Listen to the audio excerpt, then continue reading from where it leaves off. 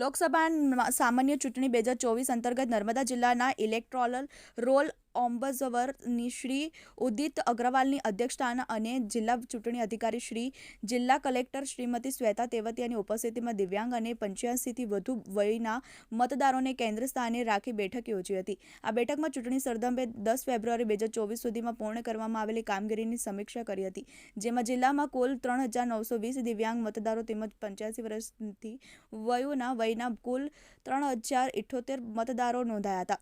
આ મતદારોને મતદાન દરમિયાન સુવિધા ઉપલબ્ધ કરાવવા સહિત સ્વયંસેવકોની સુવિધા, દિવ્યાંગ મતદાનો સક્ષમ એપના માધ્યમથી એડવાન્સમાં વ્હીલચેરની જરૂરિયાત રજીસ્ટર કરાવી શકાશે, જે અંગે પણ મહત્વની ચર્ચા કરવામાં આવી હતી. ઉલ્લેખનીય છે કે દિવ્યાંગ મતદારો માટે અને 85 વર્ષની વધુ વયના મતદારો માટે અલગ વ્યવસ્થા કરવામાં આવનાર છે. મતદાન મથકો ખાતે તમામ મતદારોને બેસવા માટે શહેરની વ્યવસ્થા, હોમ વોટિંગની સુવિધા તેમજ નજીકના મતદાન મથકો દીઠ પીક ઓટો રિક્ષા તેમજ સરકારી બસોની વ્યવસ્થા અંગે ચર્ચા કરાઈ હતી.